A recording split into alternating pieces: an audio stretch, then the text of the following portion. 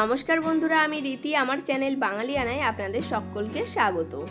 ছোটবেলায় স্কুলে যাওয়ার সময় টিফিনের জন্য মা যেইভাবে চাউমিন তৈরি করে দিত, খেতে কিন্তু বেশ ভালো লাগতো। হঠাৎ আজকে সকালবেলায় মার হাতে চাউমিন খেতে ইচ্ছা হচ্ছে, কিন্তু মা তো কাছে নেই, আবার খেতেও ইচ্ছা হচ্ছে, ইচ্ছাটাকেও পূরণ করা উচিত। তাই ভাবলাম নিজেই একবার ট্রাই করি, তার সাথে রেসিপিটা আমার বন্ধুদের কাছেও শেয়ার করি, তাই চলে আসলাম। তো কাদের কাদের মারা এরকম হলুদ দিয়ে একদম সিম্পলভাবে চাউমিন তৈরি করে ছোটবেলায় স্কুলে টিফিনের জন্য দিত, কমেন্ট করে আমাকে অবশ্যই জানাবেন। চলুন আমার রেসিপি দেখে নেওয়া যাক। আজকে চাউমিন তৈরি করার জন্য এখানে কিছুটা চাউমিন নিয়েছি। এখন সবার প্রথমে চাউমিনটাকে সিদ্ধ করে নেব। তার জন্য কড়াইতে কিছুটা জল দিয়ে গরম হতে দিয়েছি। জলটা এখন ভালোভাবে গরম হয়ে গেছে।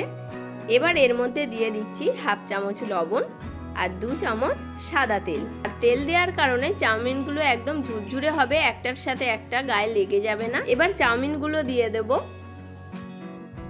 এখন গ্যাসের ফ্লেম মিডিয়াম টু লো ফ্লেমে রেখে চাউমিনগুলোকে ভালো করে সিদ্ধ করে নেব।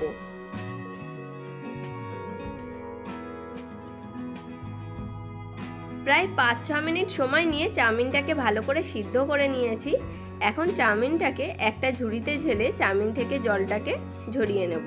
চাউমিন ঢালা হয়ে গেছে, আর চাউমিন সিদ্ধ করা গরম জলটাকে সঙ্গে সঙ্গেই ফেলে দিতে হবে, নাহলে গরম জলের ভাবে কিন্তু চাউমিনটা আরও সিদ্ধ হয়ে নরম হয়ে যাবে। দেখুন চাউমিনগুলো কতটা ঝরঝরে হয়েছে, একটার সাথে একটা কিন্তু লেগে নেই। এবার এখানে একটা বাটিতে 2টো ডিম নিয়ে নিয়েছি। ডিমের মধ্যে সামান্য একটু লবণ আর গোলমরিচের গুঁড়ো দিয়ে ভালো করে ফেটিয়ে নেব। এবার ডিম ভাজার জন্য কড়াই গরম করে কড়াইতে 2 চামচ সাদা তেল দিয়ে ভালো করে স্প্রেড করে নেব। তেল ভালোভাবে গরম হয়ে গেছে। এখন ডিমের মিশ্রণটা দিয়ে দিচ্ছি। ডিমটাকে ভুজিয়ার মতো করে ভেজে নিচ্ছি।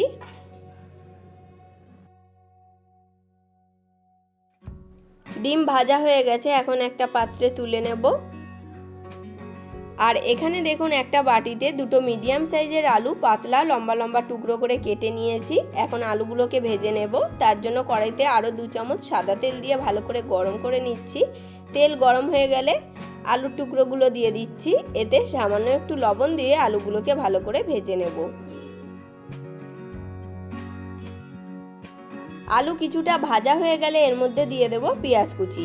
আগে থেকে একটা পেঁয়াজ আমি কুচিয়ে রেখেছিলাম, সেটাই দিয়ে দিচ্ছি। এবার আলুর সাথে পেঁয়াজটাকেও ভেজে নেব। ভাজা হয়ে গেছে, এখন এর মধ্যে দিয়ে দিচ্ছি হাফ চামচ গ্রেট করে রাখা আদা আর 2টো কাঁচা পাকা লঙ্কা কুচি।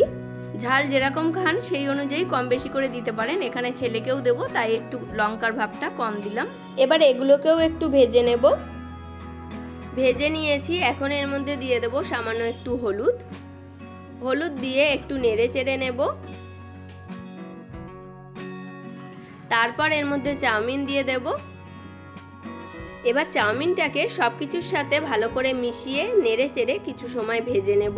আমার কাছে মনে হয় হলুদ দিয়ে চাউমিনের বিশেষত্বটাই আলাদা। এখন আমরা চাউমিন তৈরির সময় সয়া সস, চিলি সস কত কিছু দিয়ে তৈরি করি, তারপর নাকি একটু টেস্ট হয়। আর মায়ের হাতের এই সামান্য চাউমিনে কি সুন্দর টেস্ট হতো, তাই না বন্ধুরা? চাউমিন ভালো করে ভেজে নিয়েছি। এখন এর মধ্যে দিয়ে দিচ্ছি ডিমের ভুজিয়া। আর টেস্টটা যাতে ভালো আসে তার জন্য সামান্য একটু আজিনামটর দিয়ে দিচ্ছি। এবার সব কিছু একসাথে ভালো করে মিশিয়ে নেব। আর হ্যাঁ, আজিনামটরটা একদমই অপশনাল, আপনারা চাইলে দিতে পারেন, না চাইলে নাও দিতে পারেন। আর আমার মা কিন্তু চাউমিন তৈরির সময় আজিনামটর দিত না, কিন্তু আমার ঘরে ছিল, তাই ভাবলাম একটু দিয়ে দিই।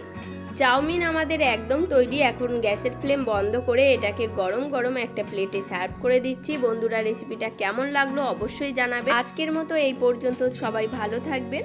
দেখা হবে নেক্সট ভিডিওতে। ধন্যবাদ।